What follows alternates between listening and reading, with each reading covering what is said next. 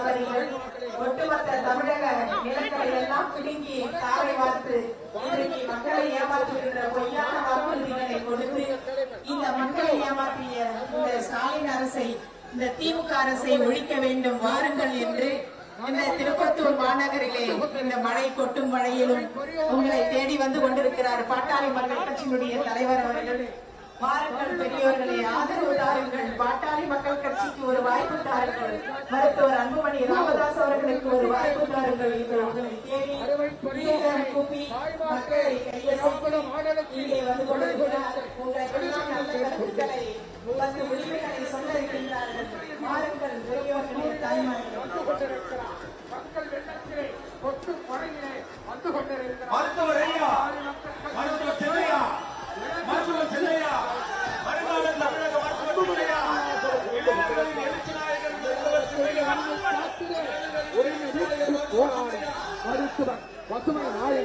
அன்புமணி ராமதாஸ் அவர்கள் இதோ திருப்பத்தூரிலே தமிழக மக்களுடைய உரிமை மீட்கிட, எதிர்கால தலைமுறை காக்கிட இதோ நடைபெறும் மேற்கொண்டு வந்திருக்கிறார்.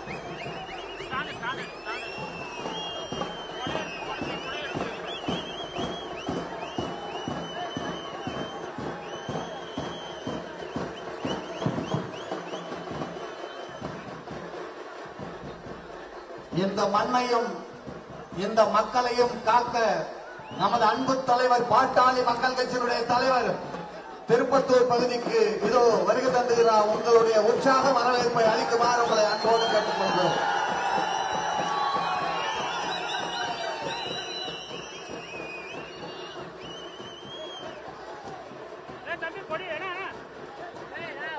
நமது உரிமையை மீட்க வந்த போராளி, நமது தலைமுறையை காக்க வந்த போராளி இதோ இங்கே வந்திருக்கிறார். பாட்டாளி மக்கள் கட்சியினுடைய தலைவர் வந்திருக்கிறார். மக்கள் சந்திப்பு நிகழ்ச்சியின் தொடக்கமாக இந்த பகுதியுடைய மாவட்ட செயலாளர், முன்னாள் சட்டமன்ற உறுப்பினர் மரியாதைக்குரிய டி.கே. ராசா அவர்கள்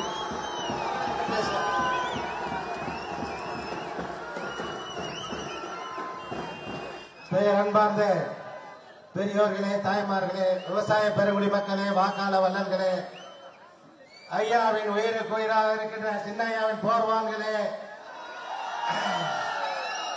உங்கள் அனைவருக்கும் முதற்கண் வணக்கத்தை சொல்லி, கொட்டும் மழையிலும் அடாது மழை பெய்தாலும் விடாது இந்த யுத்தத்தை நடத்தியே காட்டுவோம் என்று வந்து கொண்டிருக்கிற சிங்க குட்டிகளே, உங்களை எல்லாம் நான் ஒருமுறை அன்போடு வருக வருகின்ற வரவேற்று, நம்முடைய சின்னையாவுடைய இந்த பயணமானது உரிமையை மீட்க, மக்களை காப்ப, இந்த திருட்டு திராவிட முன்னேற்ற கழக ஆட்சியிலிருந்து இந்த நாட்டை காப்பாற்றுவதற்காக ஐயா எடுத்துக்கொண்டிருக்கின்ற பயணம் வெற்றியடைய வேண்டும்.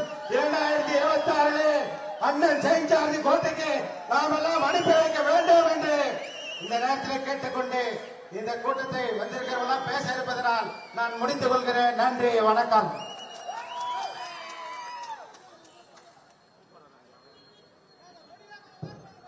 முன்னாள் மாவட்ட செயலாளர் கிருபாகரன் அவர்கள். சமூக நீதி போராளி மருத்துவர் ஐயா அவர்களை வணங்கி இன்றைக்கு இந்த நடைபயணத்தில் வந்து வருகை தந்திருக்கின்ற நம்முடைய பாட்டாளி மக்கள் கட்சியின் தலைவர் மரியாதைக்குரிய சின்னையா அவர்களே மற்றும் திரளாக கலந்து கொண்டிருக்கின்ற அனைத்து நிலையிலும் இருக்கின்ற பொறுப்பாளர்களை உங்கள் அனைவருக்கும் என்னுடைய வணக்கத்தை தெரிவித்துக் கொண்டு, ஐயாவுடைய இந்த வெற்றி பயணம் சிறப்பாக நடைபெற வேண்டும். அதற்கு எல்லோரும் ஒத்துழைப்பு தர வேண்டும். இந்த வெற்றி பயணத்தை சிறப்பாக நடத்தி வருகின்ற 26 நாம் பங்கு பெறுகின்ற ஆட்சிதான் நடைபெற வேண்டும். அதற்கு ஐயா அவர்கள் சொல்கின்ற வழியிலே நாம் செல்வோம் என்று சொல்லி வாய்ப்புக்கு நன்றி கூறி விடைபெறுகின்றேன். நன்றி, வணக்கம். மாவட்ட தலைவர் குட்டிமணி ஓரிடுவார். இன்று நம்முடைய பாட்டாளி மக்கள் கட்சியின் தலைவர், உலக சுகாதாரத்துக்கு வழிகாட்டியாக இருந்து கொண்டிருக்கிற நம்முடைய ஐயா அன்புமணி அவர்கள் தமிழ்நாடு முழுவதும் நடைபயணமாக சென்று இந்த தமிழ்நாடு மக்களுடைய பிரச்சனைகளை எடுத்து சொல்லி வருகின்றார். அவருக்கு நம் இந்த பயணங்கள் வெற்றி பெற நான் அன்போடு நாங்கள் வாழ்த்துவோம். அது மட்டுமில்லாமல் மருத்துவர் ஐயா அவர்களுக்கு ஒரு அன்பு வேண்டுகோள். செட்டியார் தென்பெண்ணை பாலாறு இணைக்காமல் அரசாங்கம் தள்ளி கொண்டிருக்கின்றது. அந்த செட்டியாருக்கு ஐயா தலைவரே டிசம்பர் மாதத்தில் போராட்டம் சொல்ல வேண்டும் என்று நாங்கள் அன்போடு கேட்டுக்கொள்கிறோம். முன்னாள் சட்டமன்ற உறுப்பினர் மரியாதைக்குரிய நடராசன் அவர்கள்.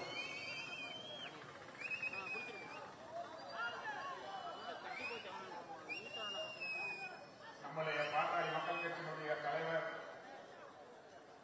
அன்பு அண்ணன் அவர்களுக்கும் பொதுச் செயலாளர் அவர்களுக்கும் ஏனைய அனைவருக்கும் வணக்கத்தை தெரிவித்துக் கொண்டு இந்த போராட்டம் வெற்றி பெறுவதற்கு நாம் எல்லாம் ஒற்றுமையாக இருந்து பாடுபட வேண்டும் என்று அன்போடு கேட்டுவிடப்படுகிறேன். மகளிர் சங்கத்துடைய மூத்த முன்னோடி மரியாதைக்குரிய நிர்மலா ராசா அவர்கள். நம்முடைய கட்சி தலைவர் அன்புமணி ஐயா அவர்கள் திருப்போரூரில் திருமுருகன் கோயிலில் தொடங்கப்பட்ட இந்த பயணம் வெற்றிகரமாக திருப்பத்தூரில் நடைபெற்றுக் கொண்டிருக்கின்றது. இங்கிருக்கும் மகளிர்கிட்டலாம் நான் பேசும்போது நீங்கள் என்ன சொன்னீர்கள், நமக்கு நம்ம எல்லாம் கவர்னோம்னாக்கா ஒரு ஆசையை உண்டாக்கணும் பெண்கள் மத்தியில. அது என்னன்னா விவசாய கடனை ரத்து பண்றேன், படிப்பு பிள்ளைகளின் கடனை ரத்து பண்றேன், உங்களுக்கு பெண்களுக்கு ஒவ்வொரு வீட்டில் இருக்கிற பெண்களுக்கு 1000 ரூபாய் கொடுக்கறேன்னு ஆசையை ஒட்டி இன்றைக்கு நம்ம எல்லாம் படுகொலையில் தள்ளி கொண்டிருக்கோம். இந்த திமுக அரசை கண்டித்து இந்த நடைபயணம் வெற்றிகரமாக நடைபெற்றுக் கொண்டிருக்கிறது. அப்போது நீங்கள் எல்லாம் சொன்னது இந்த முறை தங்கத்தையே கொடுத்தாலே நாங்க அந்த திமுக அரசை வீட்டுக்கு அனுப்புவோம் என்று சொல்லியிருக்கின்றீர்கள். அதை நாம வெற்றிகரமாக நடத்தி நம்ம அன்புமணி ஐயா பின்னால் நிற்க வேண்டும் என்று உங்களை அன்போடு கேட்டு விடைபெறுகிறேன். நன்றி, வணக்கம். கட்சியினுடைய மூத்த முன்னோடி முன்னாள் மாவட்ட செயலர் மரியாதைக்குரிய பொன்னுசாமி அவர்கள். இந்தியாவிலேயே சுகாதாரத்துறை ஒன்று இருக்கிறது என்பதை உலகிற்கு உணர்த்திய சின்னையா உட்பட உங்கள் அனைவருக்கு என்னுடைய வணக்கம். பொதுவாகவே இந்தியாவுக்கு மட்டுமல்ல உலகத்திற்கேயே சுகாதாரத்துறை அறிமுகப்படுத்தியவர் நம்முடைய சின்னையா அவர்கள். அப்படிப்பட்ட ஒரு மனிதநேய பண்பாளர் ஆட்சிக்கு வர வேண்டும். இன்னைக்கு நிறைய எதிர்கட்சிகள்லாம் பார்த்தாங்க, குறிப்பாக திராவிட முன்னேற்ற கழகம் பாட்டாளி மக்கள் கட்சி வீழ்ச்சி அடைந்து விட்டது என்று நினைத்தார்கள். ஆனால் சத்திரன் என்பவன் வீழ்ந்து விடுவதே இல்லை. சத்திரன் நம்பிக்கையாளர்கள் இதுவரும் சத்திரன் இந்த நம்மனே தோன்றி இதுதான் இந்த சமுதாயத்தை கட்டிக்காலக்கூடிய சக்தி வாய்ந்தவர் சத்திரன் நம்மளே கழித்து விட்டார். ஏற்கனவே அவரை போல் திறமை வாய்ந்த மனிதநேயம் உள்ள மக்களின் நலன் காக்கின்ற எல்லாவற்றுக்கும் தீர்வு காண்கின்ற ஒரு அரசியல்வாதி தமிழ்நாட்டிலும் இல்லை, இந்தியாவிலும் இல்லை. அப்படிப்பட்ட ஒரு சத்திரனை நீங்கள் ஆதரவு கொடுக்க வேண்டும் என்று கேட்டு விடைபெறுகிறேன். நன்றி, வணக்கம். இனிமே வெடிக்கொண்டாதீங்கப்பா, தயவுசெய்து இனிமே வெடிக்கொண்டார். பாட்டாளி மக்கள் கட்சியினுடைய பொதுச் செயலாளர் மரியாதைக்குரிய வடிவல்.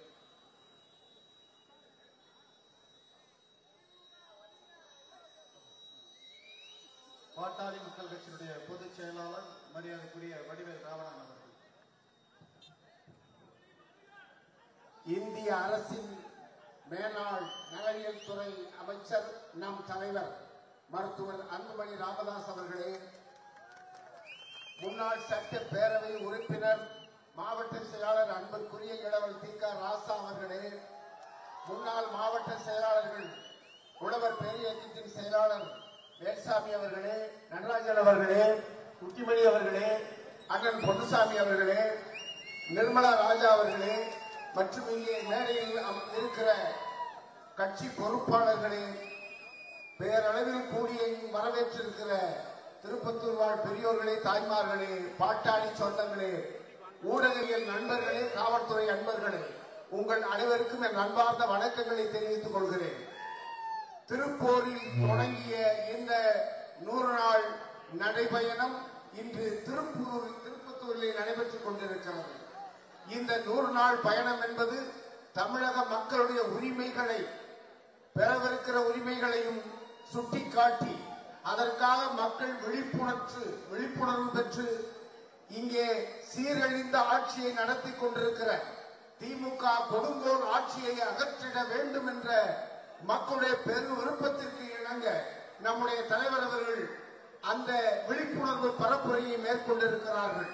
கன்னியாகுமரி வரையில் செல்லவிருக்கிற இந்த விழிப்புணர்வு பயணத்திலே பொதுமக்கள், குறிப்பாக தமிழக மக்கள் யாவரும் பேராதரவு நல்கி நடைபெற்றுக் கொண்டிருக்கிற இந்த தில்லுமுள்ளு, இந்த திருட்டு, இந்த அயோக்கிய திராவிட மாடல் ஆட்சியை ஒழித்து கட்டி பாட்டாளிகளுடைய அரசை நிறுவ வேண்டும். நம்முடைய தலைவர், இளம் தலைவர் 5 ஆண்டுகள் நடுவர் அரசிலே அமைச்சராக இருந்து உலக புகழும் வகையிலே நிர்வாகம் நடத்திய உலக புகழ்பெற்ற தலைவர்கள் எல்லாம் நம்முடைய தலைவரை பாராட்டுகிற வகையிலே செயலாற்றிய நல்லாற்றல் வாய்ந்த நம்முடைய தலைவர்கள் தலைமையில் ஒரு நல்லாட்சி தமிழகத்திலே அமைந்து நம்மை எல்லாம் வாழ வைப்பார், நம்மை எல்லாம் முன்னேற்றுவார், நம்முடைய எதிர்கால தலைமுறையை காப்பார் என்ற நம்பிக்கையோடு நீங்கள் எல்லாம் இந்த வழிநடை பயணத்திற்கு பேராதரவு தருமாறு அன்போடு கேட்டு விடைபெறுகிறேன். நன்றி, வணக்கம்.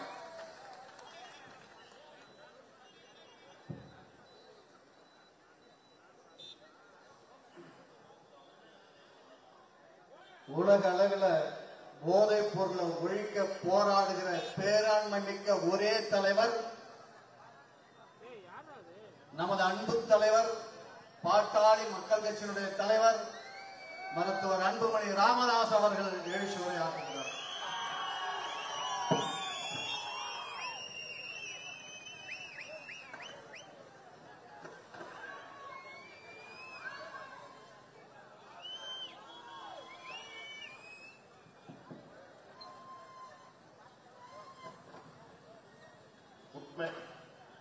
உரிமை மீட்க, தலைமுறை காக்க.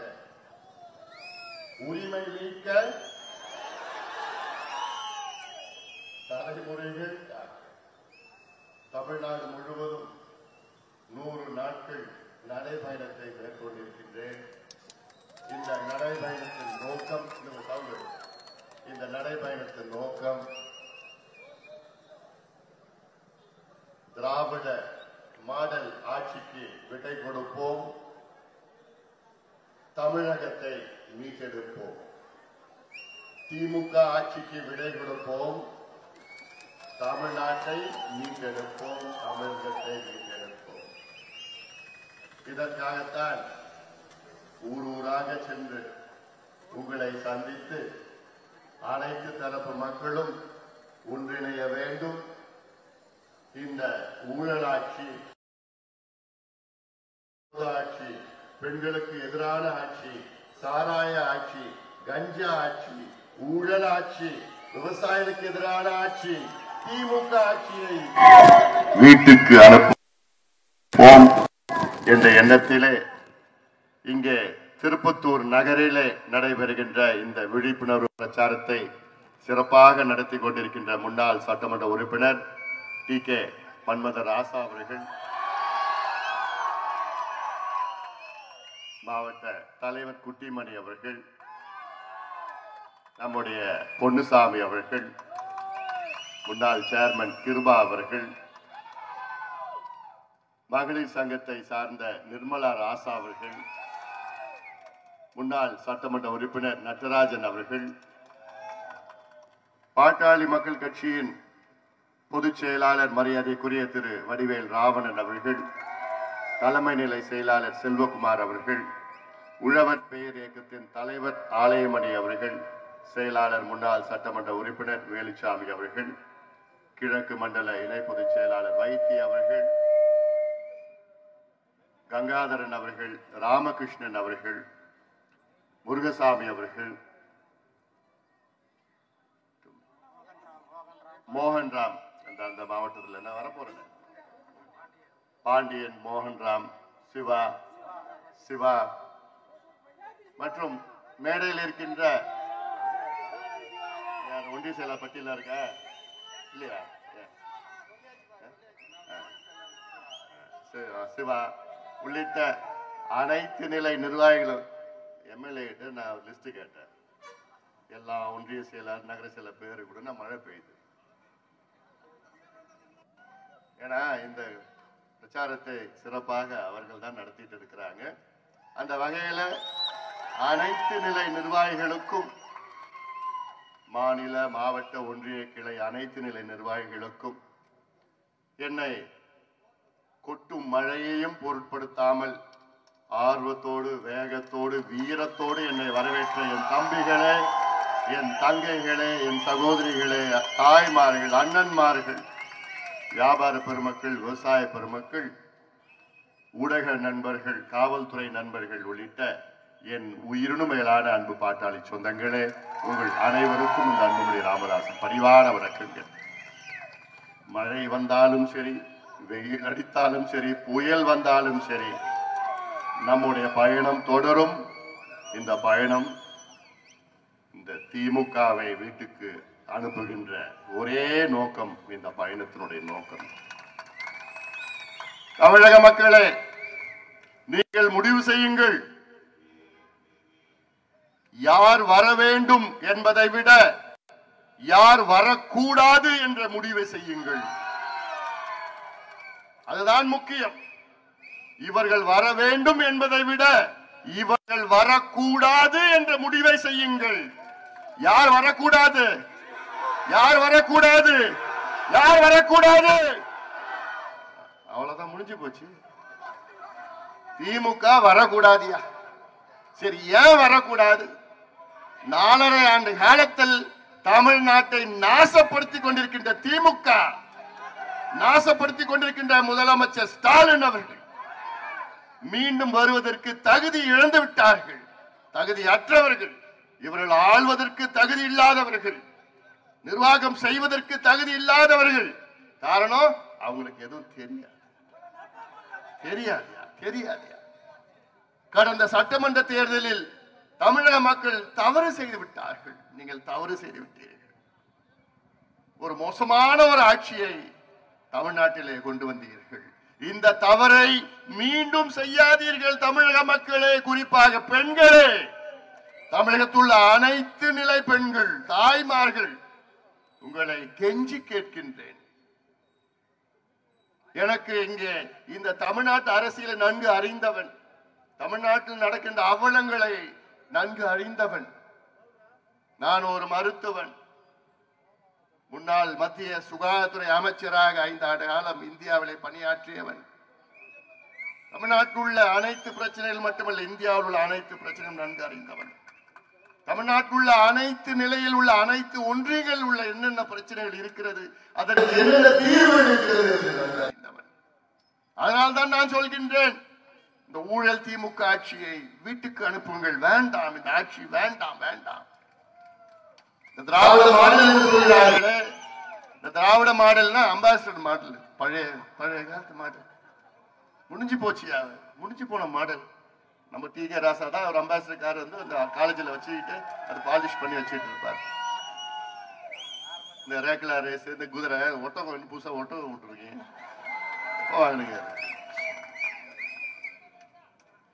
இப்படி இவர்கள் மக்களை ஏமாற்றுகின்ற இந்த திமுக ஆட்சியை வீட்டுக்கு அனுப்ப வேண்டும். குறிப்பாக பெண்கள். நான் ஏன் திருப்பி பெண்கள் சொல்லிட்டு இருக்கேன்னா, பெண்களுக்கு இன்னைக்கு தமிழ்நாட்டில் பாதுகாப்பு இல்லை. அதாவது 4 வயது குழந்தை, பெண் குழந்தையிலிருந்து 80 வயது பாட்டி வரைக்கும் பாதுகாப்பு இல்லை. இது ஏன் நான் ஏதோ சும்மா சொல்றேன்னு இல்லை. 2 நாளுக்கு முன்பு 4 வயது ஒரு பெண் குழந்தைய பாலியல் வன்கொடுமை செய்த கொடூரம் தமிழ்நாட்டில்.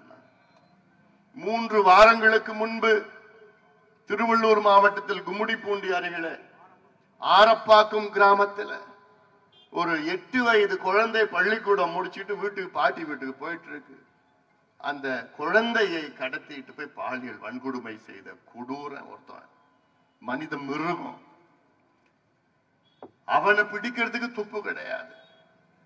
பாட்டாளி கட்சியினுடைய நிர்வாகிகள் போய் காவல் நிலையத்தை முற்றுகையிட்ட பிறகுதான் எஃப்ஐஆரே பெறாங்க. அதன் பிறகு பாட்டாளி கட்சியினுடைய பொருளாளர் திலகபாமா அவர்களை அனுப்பி வைத்தேன். அங்க அந்த அம்மா போலீஸ் ஸ்டேஷன் வாசல்ல தரையில உட்காந்துக்கிட்டு நீ பிடிக்கலன்னா இங்கிருந்து நான் போக மாட்டேன்னு சொன்ன காரணத்துக்கு பிறகுதான் அப்புறம் 4 team police team 8 team 10 team போடுறாங்க. அந்த கொடூரனை பிடிக்கிறதுக்கு 3 வாரம் ஆயிடுச்சு. எங்க பிடிச்சாங்கன்னு ஆந்திராவில் போய் பிடிச்சான், சூலூர்பேட்டையில. அவனை பிடிச்சிட்டு அவன் சொல்றான், போலீஸ் கிட்ட சொல்றான், நான் திங்கக்கிழமையில இருந்து வியாழக்கிழமை வரைக்கும் ஆந்திராவில் வேலை செய்யறேன், வெள்ளி சனி ஞாயிறு தமிழ்நாட்டுக்கு நான் போயிடுவேன். ஏன் போனா தமிழ்நாட்டில் தான் எங்க பார்த்தாலும் சாராயம் கிடைக்கும், கஞ்சா கிடைக்கும், போதை மாத்திரை கிடைக்கும். வெக்க கேடியா, இது ஒரு ஆட்சியாயா? தூக்கி போடுங்க அந்த ஆட்சிய, தூக்கி போடுங்க அந்த திமுக ஆட்சிய சொல்றான். அவன் அசாம்காரன் ஆந்திராவில் வந்து வேலை செஞ்சுட்டு குடிக்கிறதுக்கோ கூத்தடிக்கிறதுக்கோ கஞ்சா வைக்கிறதுக்கு சாப்பிடுறதுக்கோ இங்க தமிழ்நாட்டை வந்து போறானா? என்ன ஆட்சி நடத்துறீங்க நீங்க? எதுக்கு ஆட்சி நடத்துறீங்க? ஆட்சி நடத்துவதற்கு துப்பு இல்லாதவங்களும் ஆட்சி செய்யறீங்க. தமிழ்நாடு என்ன நினைச்சிட்டு இருக்கீங்க? எப்படிப்பட்ட மண் இந்த மண்? இங்க கூத்தடிக்கிறதுக்கு அந்த மண்ணுக்கு வரணும். இந்த லட்சணத்துல முதலமைச்சர் ஸ்டாலின் ஒரு ஆட்சியார். இந்த நிலைத்தான் தமிழ்நாடு முழுவதும். அண்ணா நகர்ல பார்த்தா 12 வயசு குழந்தைய கற்பழிக்கலாம், பொள்ளாச்சியில கற்பழிக்கலாம், திருப்பத்தூர்ல எங்க பார்த்தாலும் இதுதான் நடக்குது. தினம் சம்பவம். ஏன்? மதுவும் கஞ்சாவும் போதை மாத்திரையும் சரளமா கிடைக்குது. இதை கட்டுப்படுத்த முடியலையே. அதனால்தான் நான் சொல்றேன், இன்னைக்கு தமிழ்நாட்டில் உள்ள ஒவ்வொரு தாய்மாரும் தன் பெண் குழந்தைகளை பள்ளிக்கூடம் அனுப்பிச்சுட்டு ஐயோ வந்துருமா, பத்திரமா வந்துருமா, கல்லூரி அனுப்பிச்சுட்டு கல்லூரியிலிருந்து காலேஜில் இருந்து வந்துருமா, வேலைக்கு போற பெண் பிள்ளைகள்லாம் திரும்பி வருவாங்களா, பத்திரமா வருவாங்களா? இந்த நிலையில தான் தினம் தினம் செத்து மடிக்கிறாங்க. இதெல்லாம் பெண்களுக்கு நான் முக்கியமா சொல்றேன். தப்பி தவறி கூட திமுக நீ மறுபடியும் ஓட்டு போடாதீங்க. 1000 ரூபாய் நம்ம உரிமை தொகையா, பெண்கள் உரிமை தொகையா பேர் வச்சுக்கிறான் பாரு, உரிமை. என்ன உரிமை கொடுத்தீங்க? அந்த 1000 ரூபாய் கொடுத்துக்கிறதுக்கு அந்த காலையில் 1000 ரூபாய் கொடுத்தா சாயங்காலம் எங்க போகுது? 1000 ரூபாய் டாஸ்மாக் கடைக்கு போகுது, வீட்டுக்காரன் பிடிக்கிறான், பொருளை பிடிக்கிட்டு குடிச்சிட்டு போயிடுறான். அப்போ இதுதான் நிலை, இதுதான் தலையெழுத்து.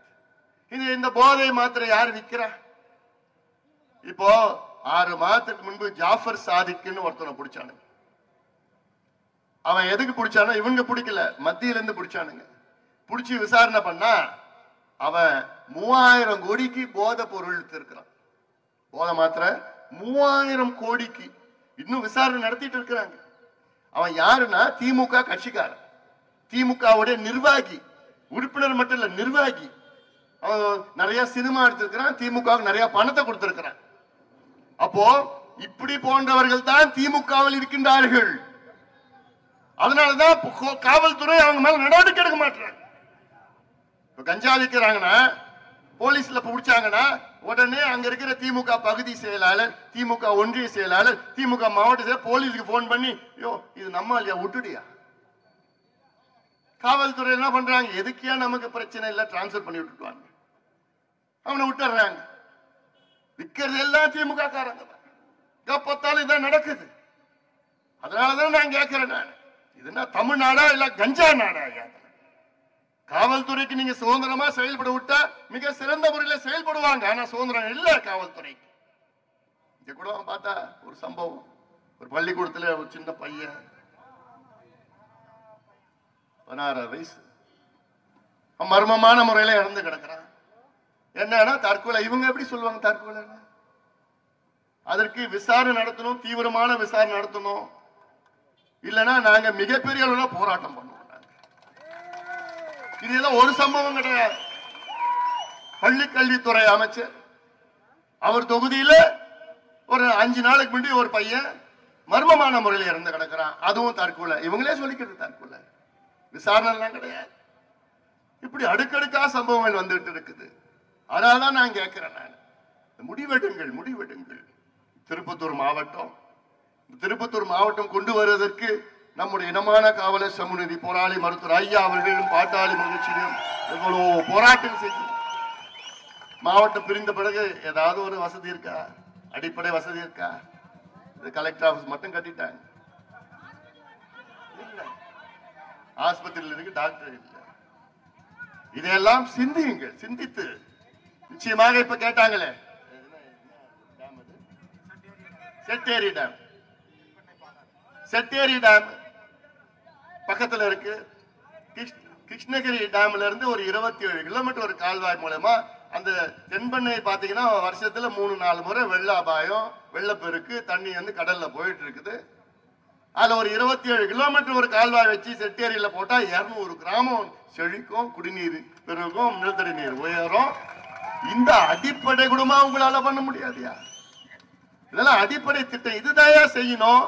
நீ கொடுக்குற 1000-2000 பிச்செல்லாம் வேணாம் ஐயா. நீ கொடுக்குற பணம் எல்லாம் வேண்டாம். அந்த பணத்தை இதுல போடியா. எங்களுக்கு நாங்க என்ன கேட்டோம்? இந்த பிள்ளைங்களுக்கு படிப்பு குடியா, வேலை குடியா, சுயமரியாதை வாழணும். அதே நான் கேட்கட்டும். நீ போடுற பிச்சையோ, நீ விக்கிற சாராயமோ, நீ விக்கிற கஞ்சா, செய்யற ஊழல், கொள்ளடிச்சிட்டு இருக்கிற தான் இந்த மாவட்டத்தில் உள்ளதான் பாலாறு வருது, பிள்ளூர்ல இருந்து வருது. அது இந்த பாலாற்றுல தடுப்பணை கட்டு எத்தனை முறை சொல்லி இருக்கிறோம். பாலாற்றை காப்போம் என்று 2 நாள் நடைபெறத்தை நான் மேற்கொண்டேன். அதே போன்ற பாலாற்றை காப்போம் என்று மருத்துவர் ஐயா அவர்கள் 1996 வாணியம்பாடியிலிருந்து வாலாஜாருக்கு சைக்கிள் பேரணி 3 நாள். எதுக்கே நாங்க சொல்றோம்? யாரு வேற எந்த கட்சியாவது, வேற எந்த இயக்கமாவது இந்த பாலாத்தை காக்கணும், தடுப்பணை கட்டணும், இணைக்கணும், இதுல நீர் மேலாண்மை இப்படி எல்லாம் யாராவது சொல்றாங்களா? இல்லையே, யாரும் சொல்றது இல்லையே. எங்களுக்கு மட்டும் எதுக்கு அந்த ஆதங்கம்? ஏன்னா எங்களுக்கு வரும் சந்ததியினருக்கு நல்ல உலகத்தை நாம் விட்டு செல்ல வேண்டும். இந்த மண் எல்லாம் நல்ல மண், விவசாய மண். இந்த மண் நமக்கு 1000 ஆண்டுகள் உணவளித்துக் கொண்டிருக்கின்ற மண்.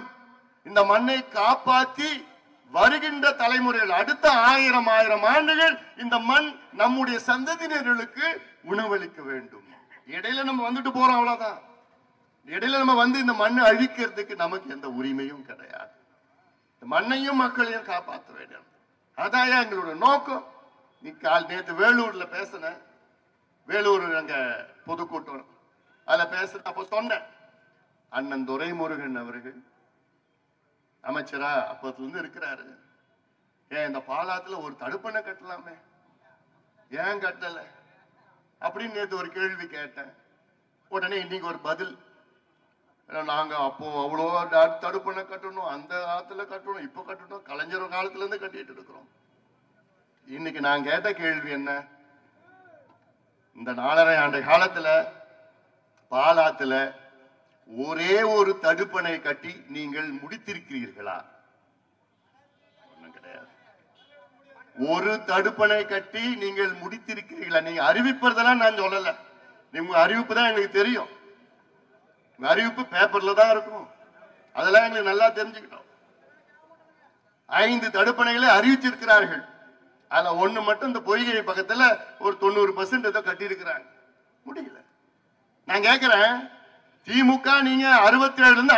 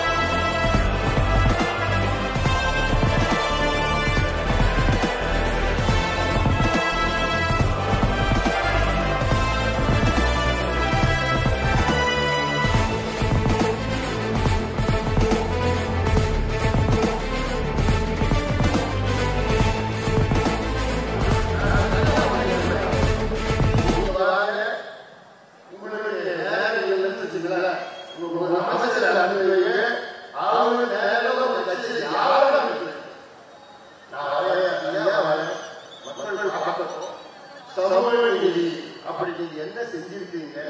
சாதியாதி கணக்கெடுப்பு நடத்துவதற்கு தமிழக அரசுக்கு அதிகாரம் இருக்கிறதா இல்லையா? இந்த விவாதம் நேரலையில மக்கள் பார்க்கணும். நான் தயாரா இருக்கேன். சமூக நீதிக்கும் திமுகவுக்கும் எந்த சம்பந்தம் கிடையாது, எள்ளளவும் சம்பந்தம் கிடையாது. இதெல்லாம் சிந்திகள் ஏமாற்றுகிறார்கள். தமிழ்நாட்டில் 2 பெரிய சமுதாயம், வன்னியர் சமுதாயம், பட்டியலின சமுதாயம். இந்த 2 சமுதாயங்களுடைய வாக்குகள் மட்டும்தான் திமுக வேணும். இந்த 2 சமுதாயத்தை பற்றி அவங்க எந்த அக்கறையும் கிடையாது. அவங்க படிக்க கூடாது, முன்னேறக்கூடாது, வேலைக்கு போக கூடாது, பொருளாதார முன்னேற்றம் வரக்கூடாது. ஆனா தெளிவா இருக்கிறாங்க திமுக. அதான் நான் கேட்கிறேன். இன்னைக்கு திமுகல 127 எம்எல்ஏ இருக்கிறீங்க. 127 எம்எல்ஏல 23 வன்னியர்கள், 21 பட்டியலினத்தை சார்ந்தவர்கள். 127 கிட்டத்தட்ட 44 எம்எல்ஏக்கள் இந்த 2 சமுதாயத்தை சார்ந்தவர்கள். இந்த 2 சமுதாயத்திற்கும் இந்த அந்த காலத்துல என்ன செய்வீங்க சார்ந்தவர்களே? என்ன செஞ்சீங்களா? ஒண்ணும் கிடையாது, ஒண்ணுமே கிடையாது. ஆனா தேர்தல் வந்ததுன்னா 2 சமுதாயத்தை வச்சுதான் இவங்க ஆட்சிக்கு வருவாங்க. அதனால்தான் நான் கேட்கிறேன், இந்த சட்டமன்ற தேர்தல் வருகிற சட்டமன்ற தேர்தலில் வன்னிய சமுதாயத்திலும் சரி, பட்டியலின சமுதாயத்திலும் சரி, ஒரு ஓட்டு கூட திமுகவுக்கு போடாதீங்க, போடாதீங்க. துரோகிகள் இந்த திமுக, துரோகிகள். இந்த சமுதாயங்களுக்கு துரோகிகள், விரோதிகள். நாங்க என்ன படிக்கிறதுக்குடியா, படிப்பு கூடியா, வேலை கூடியா?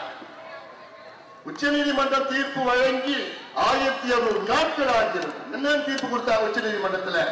தமிழ்நாட்டில் வன்னியர்களுக்கு உள்ஒதுக்கீடு கொடுக்க எந்த தடையும் கிடையாது, உடனடியாக கொடுங்கள்.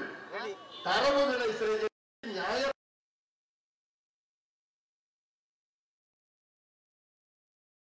நீதிபதிகள். இதுக்கு மேல எந்த அப்பீலும் கிடையாது, யாரும் கேசும் போட முடியாது.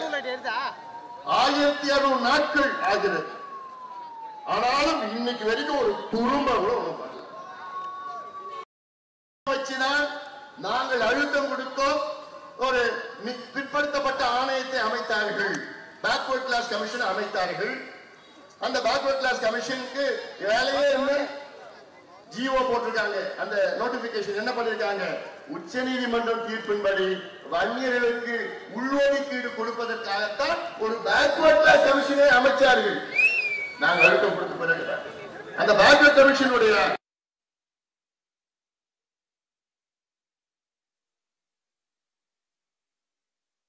கமிஷன் பரிந்துரை செய்ய வேண்டும். எவ்வளவு நாள்ல?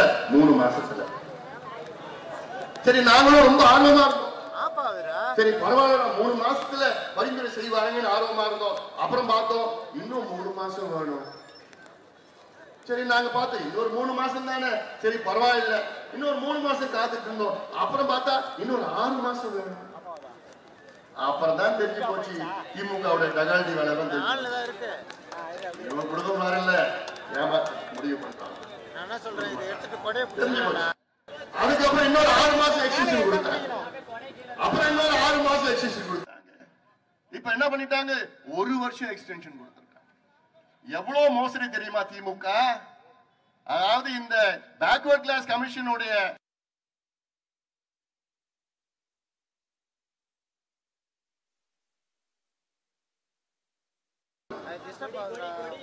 இன்னொரு 5 மாசத்துல அவங்க காலம் முடியுது, 3 வருஷம் முடிய போகுது. ஆனா திமுக அந்த ஆணையத்துக்கு எக்ஸ்டென்ஷன் 1 வருஷம் கொடுக்குறாங்கன்னா எவ்வளவு வன்மம் ஸ்டாலின் மனசுல. இந்த சமுதாயம் வளரக்கூடாது, சமுதாயத்தில் உள்ளவர்கள் படிக்க கூடாது, எவ்வளவு வன்மம் ஸ்டாலின் அவர்கள், எவ்வளவு மோசடி பாருங்க. அப்போ அடுத்த வருஷம் எக்ஸ்டென்ஷன் எலெக்ஷனுக்கு ஆகணும்.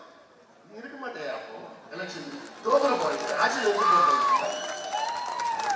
முடிஞ்சு போச்சுங்க. இன்னொரு 4 மாசம் தான் இருக்க போறீங்க ஆட்சி. அப்புறம் நாங்க பார்த்துப்போம் என்ன பண்ணாரு. அந்த மோசடி எல்லாம் நீங்க ஞாபகம் வச்சு, ஒரு ஓட்டு கூட போடக்கூடாது. சமுதாயத்துல யார் இருந்தாலும் இது கட்சி அந்த இதுவும் பார்க்காதீங்க. ஏன்னா இந்த வன்னியர்களுடைய விரோதி திமுக, ஒரு ஓட்டு கூட போடக்கூடாது. ஏன்னா மக்கள் படிக்கக்கூடாது, வேலைக்கு போகக்கூடாது. இதேதான் பட்டியலின சமுதாயத்தில், பட்டியலின மக்கள்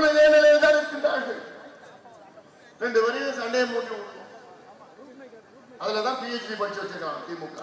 எலெக்ஷன் நேரம் வந்தாலும் 2 பேரும் சண்டையை மூடி விட்டுட்டு அது குளிர்காயம், இந்த பக்கமும் குளிர்காயம், அந்த பக்கமும் குளிர்காயம். காலகாலமா எல்லாம் பண்ணிட்டு இருக்கிறாங்க. அதை புரிந்து கொள்ளுங்கள், புரிந்து கொள்ளுங்கள். அதே போன்றுதான் சிறுபான்மை மக்கள். இந்த 3 பேர் தான் நம்பி இருக்கிறாங்க. வன்னியர்கள், பட்டியலின மக்கள், சிறுபான்மை மக்கள். சிறுபான்மை மக்களுக்கு நாங்க உங்களுக்கு பாதுகாப்பு கொடுப்போம். பாதுகாப்பு படிப்பு கொடுங்கயா, வேலையை கொடுங்க, அவங்க முன்னேற்றுங்க. இஸ்லாமிய சமுதாயத்தை சார்ந்தவர்களுக்கு படிப்பு கொடுங்க, வேலையை கொடுங்க, முன்னேற்றுங்க. அதெல்லாம் கொடுக்க மாட்டீங்க. இடஒதுக்கீடு நாங்கள் கொடுத்துருக்கோம். அந்த இடஒதுக்கீடு யார் கொடுக்க வச்சது? உங்களை 3.5 விழுக்காடு எங்க மருத்துவர் ஐயா தான் கொடுக்க வச்சாங்க.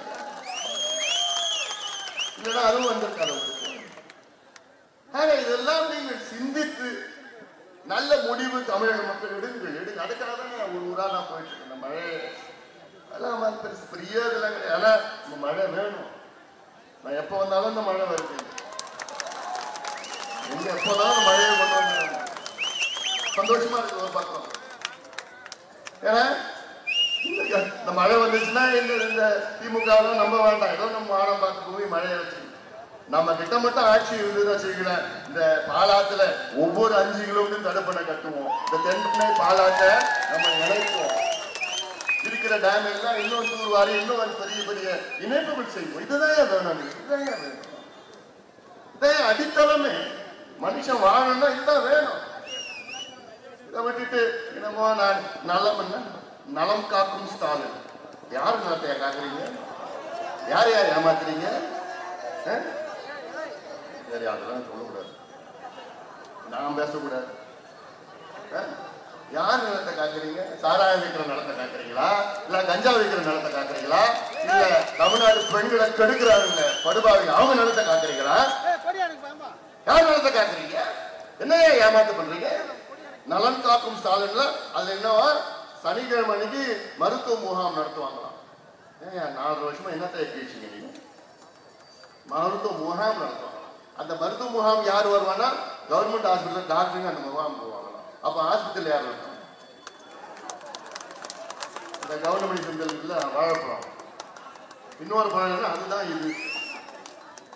அங்க டாக்டர் கேட்டா அந்த டாக்டர் தான் இவரு. இதெல்லாம் ஏமாத்து. இதெல்லாம் இன்னொரு 4 மாசம் தான். ஏன் அப்படி இந்த நலம் காக்கும் ஸ்டாலின் நீங்க ஆட்சிக்கு வந்த உடனே இந்த திட்டத்தை கொண்டு வந்தது. திட்டம் கிடையாது, இது ஏமாத்து. அவ்வளவுதான். முகாம்னாலே ஏமாத்துதான், கமிஷன் குழுனாலே ஏமாத்துதான். இப்படிதான் ஏமாத்த. உங்களுடன் ஸ்டாலின் திட்டம் என்ன திட்டம்? நீங்கெல்லாம் ஆபீஸ்ல போய் மனு கொடுக்கறது, தெருவில் வந்து மனு கொடுக்கணுமா முகாம் நடத்தி. இன்னொரு அடுத்த வாரம் அவங்களுடன் ஸ்டாலின் வரும், இன்னொரு அறிவிப்பு வரும். அப்புறம் இவர்களுடன் ஸ்டாலின் இன்னொரு இவரெல்லாம் பேர் ஏமாத்திக்கிட்டு. இதெல்லாம் நீங்க சிந்தித்து பாருங்க. ஏமாத்து வேலை இன்னும் அதிகமா. இப்ப இன்னும் வாரம் வாரம் ஒரு அறிவிப்பு. காலையில வருவாரு, 2 மணி நேரம் காட்சி கொடுக்குறாரு முதலமைச்சர். தினம் ஷூட்டிங் நடக்குது.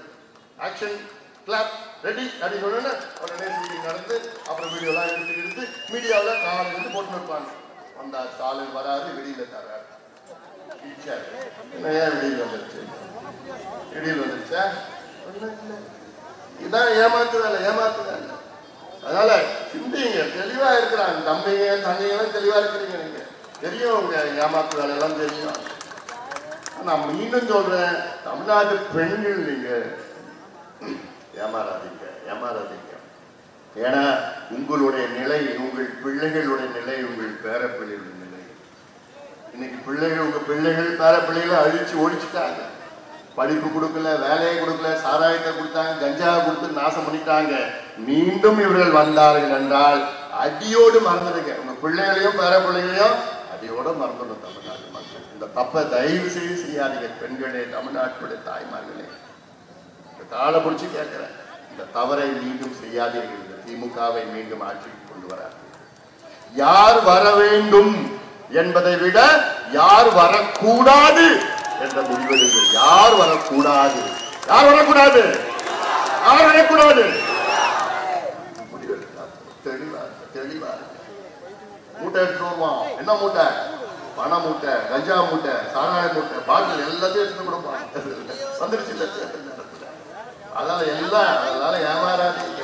காலகாலமா இப்படிதான் ஏமாத்தி ஏமாத்தி நாசப்பட்டுட்டாங்க. அதிகமா இன்னைக்கு யார் தெரியுமா பாதிக்கப்பட்டிருக்காங்க? அரசு ஊழியர்களும் ஆசிரியர்களும். அரசு ஊழியர்களும் ஆசிரியர்களும். ஏன்னா கடந்த சட்டமன்ற தேர்தல் நேரத்தில் வீடு வீடா போய் பிரச்சாரம் பண்ணாங்க. ஸ்டாலின் வந்த உடனே நமக்கு எல்லாம் கொடுத்துருவாரு, நமக்கு எல்லாமே கிடைச்சிருப்பான். இப்படிதான் தெரு தெருவா வீடு வீடா போய் ஆசிரியர்களும் அரசு ஊழியர்களும் பிரச்சாரம் பண்ணி அவங்க குடும்பத்தை ஓட்டு எல்லாம் ஓட்டு போட்டு ஸ்டாலினை வர வச்சாங்க. இன்னைக்கு போட்டாரு பாரு ஒரு நாமம், பெரிய நாமம், கோவிந்தா கோவிந்தா. அரசு ஊழியர்களையும் ஆசிரியர்களும் தெருவில் நிக்க வச்சுட்டாரு ஸ்டாலின். ஏன் அவங்க கேட்டது என்ன கேட்டாங்க? எங்களுக்கு பழைய ஓய்வூதியத்தை கொடுங்கயா, 2003க்கு முன்பு நடந்த ஓய்வூதியத்தை தயவு செஞ்சு அதுதான் கேட்டாங்கய்யா. நியாயமான கோரிக்கையா அது? இதுக்காக நாங்க எத்தனை முறை போராட்டம் பண்ணோம். நாங்க பாட்டாளி மகிழ்ச்சி எத்தனை தெருவில் நின்று எத்தனை போராட்டம் பண்ணுச்சு. இது சாதாரண ஒரு விஷயம். இந்தியாவில 7 மாநிலங்கள்ல பழைய ஓய்வூதியத்தை கொடுத்திருக்கிறார்கள். அப்போ மத்த மாநிலங்கள்ல கொடுக்க முடியுது, ஏன் உங்களால கொடுக்க முடியல? ஏன் தமிழ்நாட்டுல கொடுக்க முடியல? அதுக்கு ஒரு ஏமாற்று. அதுக்கு ஒரு என்ன ஏமாத்து? ஏமாத்துறோம் என்ன பண்ணுவாங்க? திமுகவுல குழு போடுவோம். ஏமாத்துறோம் என்ன பண்ணுவாங்க? குழு போடுவோம். அதுக்கு தான் அதேதான் இதுக்கு குழு போட்டாங்க திமுகவில். ககன்தீப் சிங் பேடி அவர்கள் மூத்த IAS அதிகாரி, நல்லவர். அவர் தலைமையில ஒரு குழு போட்டு அரசு ஊழியர்களுக்கு பழைய ஓய்வூதியம் கொடுக்கலாமா வேணாமா பரிந்துரை செய்வதற்கு ஒரு குழு. இதுக்கு ஒரு குழு தேவையா? முதலமைச்சர் கையெழுத்து போட்டா போதும். இது ஒரு பெரிய மேட்டராயா? மற்ற மாநிலங்கள்ல கொடுக்கிறான், உங்களால கொடுக்க முடியாதா? ஆனா இது எவ்வளவு? 3வது குழு. 2016 ஒரு குழு போட்டாங்க. சாந்தா ஷீலா நாயர் அவர் தலைமையில் ஒரு குழு. அதன் பிறகு 2019 ஒரு குழு. ஸ்ரீதரன் அவர்கள் தலைமையில் ஒரு குழு. 3வது குழு ககன்தீப் சிங் பேடியில் ஒரு குழு. ஆனாதான் இன்னைக்கு அரசு ஊழியர்களும் ஆசிரியர்களும் தெருவில் நின்று தினமும் போராடிட்டு இருக்கிறாங்க. இன்னொன்னு, ஓய்வு பெற்றவர்களுக்கு இன்னைக்கு பென்ஷன் வரல, காசு வரல.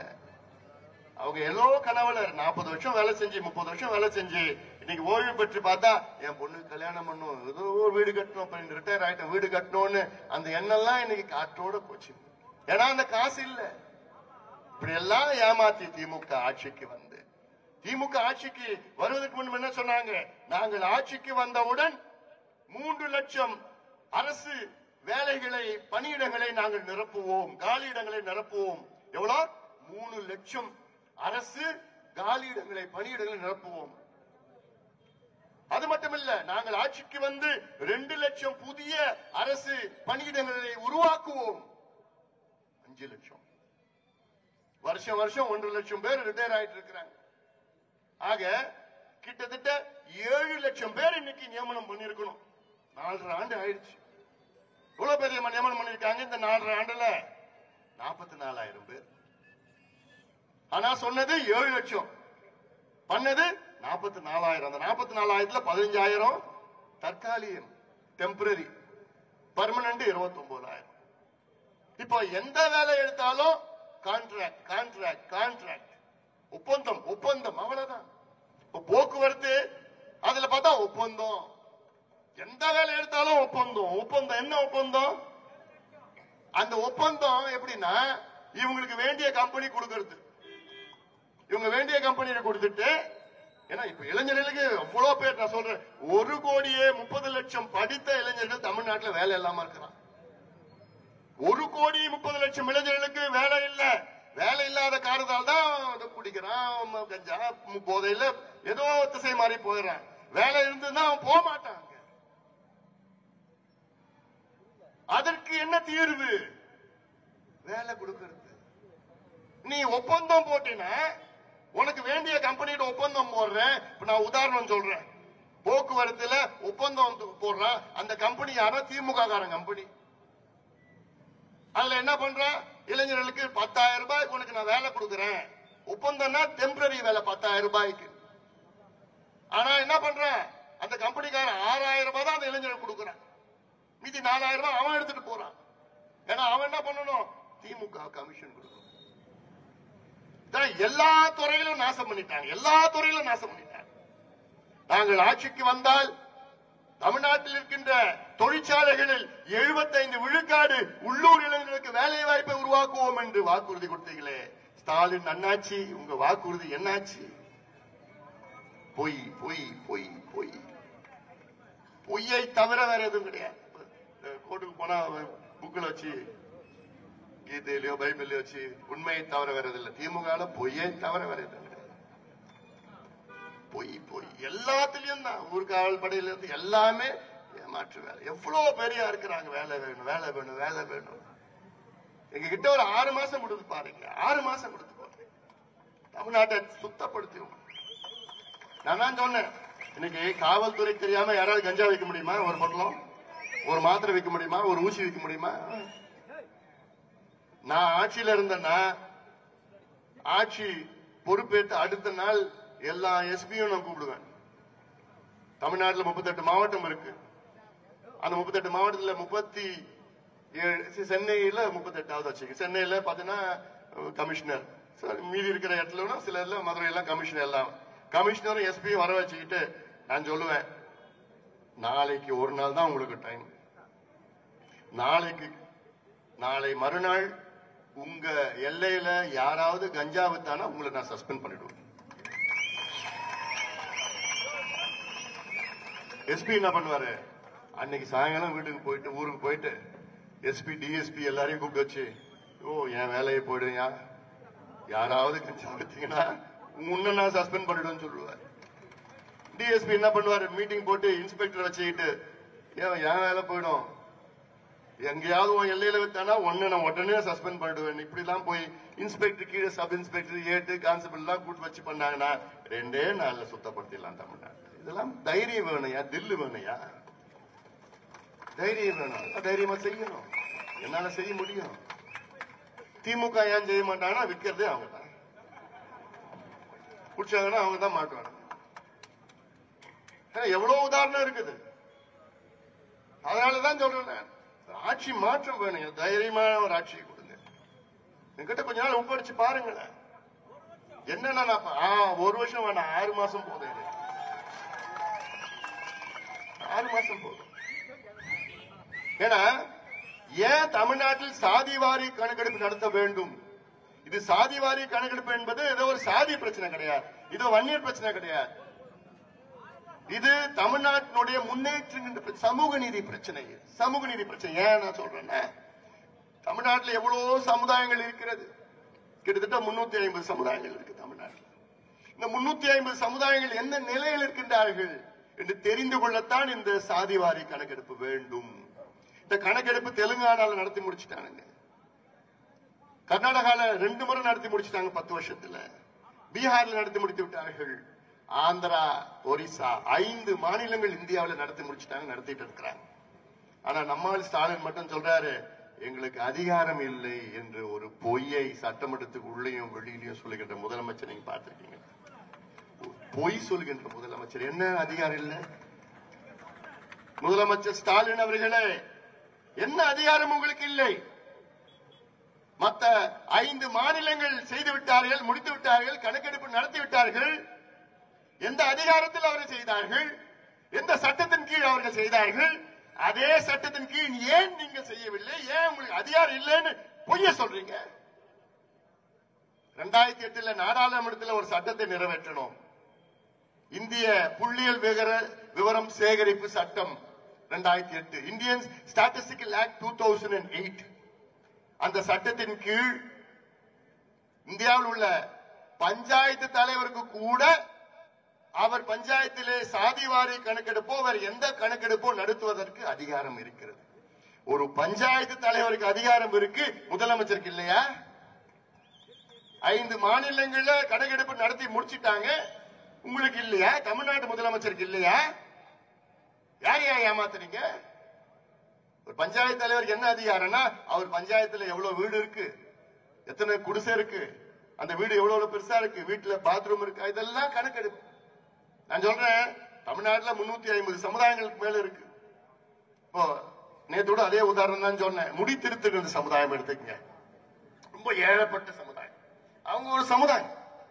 அந்த சமுதாயத்தில் எத்தனை பேர் இருக்கிறாங்கன்னு தெரியுமா? தெரியாது. எந்த நிலையில இருக்கிறாங்கன்னு தெரியுமா? தெரியாது. அவங்களுக்கு எத்தனை வீடு இருக்கு, குடிசையில இருக்கிறாங்களா, அந்த சமுதாயத்தில் எத்தனை பேர் படிச்சிருக்கிறாங்க, அரசு வேலையில இருக்கு, வீட்டுல பாத்ரூம் இருக்கா, வீட்டுல கரண்ட் இருக்குதா, அவங்க ஏதாவது பைக் வச்சிருக்காங்களா, சைக்கிள் வச்சிருக்காங்களா, நிலம் வச்சிருக்காங்களா, பட்டதாரிகள் இருக்கிறாங்களா, இந்த கணக்கெடுப்பு நடத்தினாதாயா அந்த சமுதாயத்துக்கு தனி ஒதுக்கீடு கொடுக்கலாம், இடஒதுக்கீடு கொடுக்கலாம், வேலையை கொடுக்கலாம், கடனை கொடுக்கலாம், அவளை படிக்க வைக்கலாம். இது தெரியாம எப்படியா நீ அந்த சமுதாயத்தை நீ முன்னேற்றுவ? அதே நிலைத்தானே சலவை தொழிலாளர் சமுதாயம் இருக்கு, பாவப்பட்ட சமுதாயம், மலைக்குறவர் சமுதாயம் இருக்கு, பாவப்பட்ட சமுதாயங்கள், இப்படி எவ்வளவு சமுதாயம், வன்னிய சமுதாயம் இருக்கு. எம்பிசில 115 சமுதாயங்கள் இருக்கு. இந்த 115 சமுதாயங்கள்ல எத்தனை சமுதாயம் எந்த இடத்தை எடுத்துட்டு போறான், யாருக்கு கிடைக்கல? இதை கணக்கெடுப்பு நடத்தாதாயா தெரியும். இல்ல எப்படி தெரியறதுக்கு வாய்ப்பு இருக்கு? என் பட்டியலின சமுதாயம் எடுத்துங்க, எஸ்சி எடுத்துங்க. பட்டியலின சமுதாயத்துல 18 விழுக்காடு இடஒதுக்கீடு தமிழ்நாட்டில் கொடுக்கிறோம்.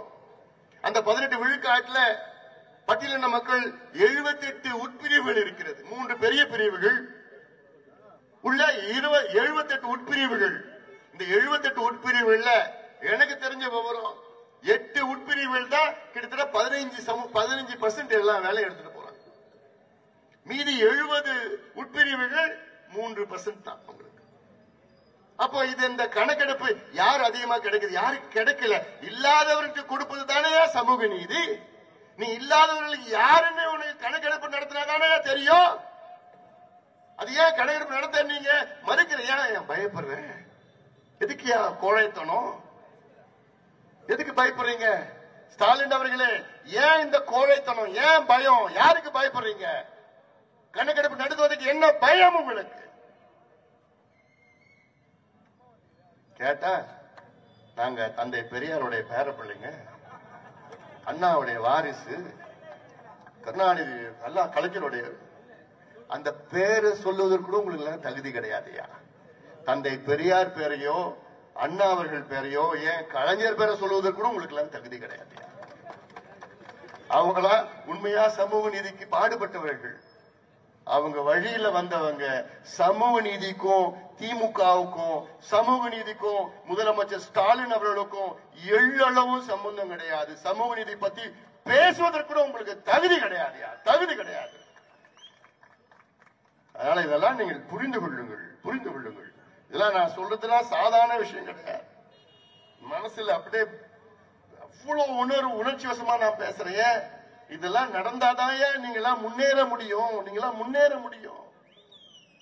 அடக்கப்பட்ட, ஒடுக்கப்பட்ட, வஞ்சிக்கப்பட்ட, தாழ்த்தப்பட்ட இதெல்லாம் சமுதாயங்கள் எவ்வளோ இருக்கு. அவங்க எல்லாம் முன்னேறணும்னா உங்களுக்கு படிப்பு, வேலை, பொருளாதார முன்னேற்றம், எவ்வளவு விடைகள் எங்களிடம் இருக்கிறது.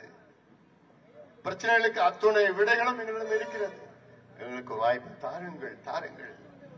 திமுகவை புறக்கணியுங்கள் தமிழக மக்களே. யார் இருந்தாலும் சரி, யார் இருந்தாலும் சரி, புறக்கணியுங்கள். திராவிட மாடல் என்றால் என்ன? திராவிட மாடல் என்றால் என்ன? தமிழ்நாட்டினுடைய இளைஞர்கள் மது இல்லாமல் இருக்க முடியாத ஒரு சூழல், இதுதான் திராவிட மாடல். தமிழ்நாட்டில் இளைஞர்கள் கஞ்சா போதை பழக்கம் இல்லாமல் இருக்க முடியாத ஒரு சூழல் தான் திராவிட மாடல். தமிழ்நாட்டில் பெண்கள் பாதுகாப்பு இல்லாத ஒரு சூழல் தான் திராவிட மாடல். தமிழ்நாட்டுடைய விவசாயிகள் இன்னைக்கு கோபமாக இருக்கின்றார்கள், கொந்தளிப்பாக இருக்கின்றார்கள். விவசாயிகளுடைய துரோகிகள் இந்த திமுக, அனைத்து தொழிலாளர்களுடைய துரோகிகள். இதையெல்லாம் நாம் ஒரு மாற்றம் வர வேண்டும். அதற்காகத்தான் இந்த பயணத்தை நான் மேற்கொண்டிருக்கின்றேன். அதற்கு நீங்கள் கட்சி, ஜாதி, மதம், இனம், மொழி வேறுபாடு என்று எங்களுக்கு ஆதரவு தாருங்கள், ஆதரவு தாருங்கள், ஆதரவு தாருங்கள். பாட்டாளி மக்கள் கட்சி அனைத்து சமுதாயங்களுக்காக தொடங்கப்பட்ட கட்சி. இது ஏதோ ஒரு சமுதாயம் அதெல்லாம் கிடையாது. எல்லா சமுதாயங்களும் முன்னேற வேண்டும், எல்லா சமுதாயம் படிக்க வேண்டும், வேலைக்கு உருவாக என்ன ஒரே ஒரு நோக்கம், அனைத்து சமுதாயங்களும் சுயமரியாதையுடன் வாழ வேண்டும், சுயமரியாதையுடன் வாழ வேண்டையா. அதுதான் எங்களுக்கு வேணும். எங்களுக்கு உங்க காசு பண்ணலாம் வேணாயா, எங்களுக்கு சுயமரியாதையுடன் ஒரு வேலை, படிப்பு, எங்களுக்கு வேலை கொடுயா. நீங்க போடுற பிச்செல்லாம் வேண்டாயா, நீங்க போடுற 1000 ரூபாய் கொடுக்குற அதெல்லாம் எங்களுக்கு வேண்டாயா. எங்களுக்கு படிப்பு கொடு, எங்களுக்கு வேலையை கொடு, எங்களுக்கு சமூக நீதியை கொடுயா. அதான் எங்களுக்கு வேணும். விவசாயிகளுக்கு எங்களுக்கு விவசாயம் செய்வதற்காக ஒரு சூழலை உருவாக்கு, சாதாரணமா உருவாக்கலாம். நான் சொன்ன இவ்வளவு திட்டங்கள் சொன்ன, எல்லாவற்றுக்கும் மேல் விவசாயிகள் உழைப்புக்கு ஏத்த அந்த மரியாதையை கொடுயா. அவங்க விளைச்சலுக்கு அந்த விலையை கொடுங்கய்யா, விலையை கொடுங்க, விளைச்சலுக்கு விலையை கொடுங்கய்யா.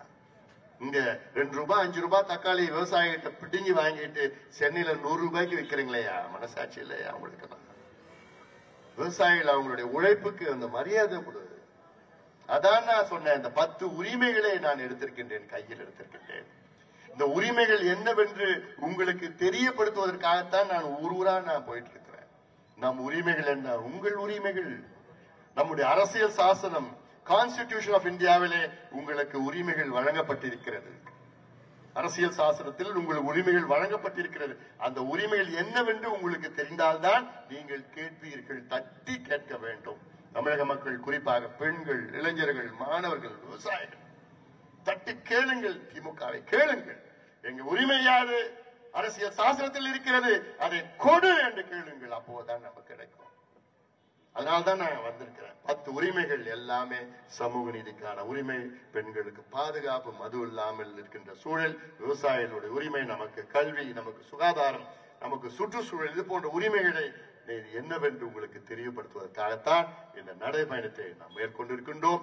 ஆட்சி மாற்றம் நிச்சயமாக நடந்தே தீரும், நடந்தே தீரும். திமுகவை வீட்டுக்கு அனுப்புகின்ற காலம் நேரம் வந்துவிட்டது. அதற்கு நீங்கள் எல்லோரும் ஒன்றிணையுங்கள். நிச்சயமா இந்த வருகின்ற சட்டமன்ற தேர்தலிலே யாருக்கு வீட்டுக்கு அனுப்ப போறோம்? யாரு? நீங்க முடிவு பண்ணிட்டீங்க, அவ்வளவுதான்.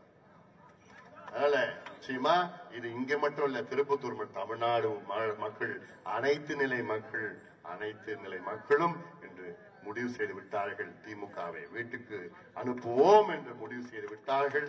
அந்த செய்தி நிச்சயமாக இன்னும் வேகமாக பரவிக் கொண்டிருக்கிறது. அதற்கு நீங்கள் எல்லோரும் இங்க இருக்கின்ற, மீண்டும் சொல்கின்றேன், ஜாதி, மதம், இனம், மொழி, கட்சி எதுவும் பார்க்காதீங்க. உங்களுடைய எதிர்காலம், உங்கள் பிள்ளைகள், உங்கள் பேர பிள்ளைகள், விவசாயிகள், நெசவாளர்கள், மாணவர்கள், இளைஞர்கள், மீனவர்கள், அரசு ஊழியர்கள், ஆசிரியர்கள், தொழிலாளர்கள், அனைத்து நிலை மக்களும் இன்னைக்கு ஒரே ஒரு முடிவு, திமுகவை வீட்டுக்கு அனுப்புவோம், திமுகவை புறக்கணிப்போம், மீண்டும் இந்த தவறை நாங்கள் செய்ய மாட்டோம் என்ற முடிவெடுத்து விட்டார்கள் என்று இந்த நேரத்திலே உங்களை எல்லாரும் செய்திகள் சொல்லி இந்த நிகழ்ச்சியை மிக சிறப்பாக நடத்தி கொண்டிருக்கின்ற நம்முடைய மன்மதராசா அவர்கள் உள்ளிட்ட அனைத்து நிர்வாகிகளுக்கும் என்னுடைய நெஞ்சார்ந்த வாழ்த்துக்கள், பாராட்டுகளை தெரிவித்து நம்முடைய உரிமைகளை மீட்டெடுப்போம், உரிமைகளை மீட்டெடுப்போம், திமுகவை வீட்டுக்கு அனுப்புவோம். நன்றி.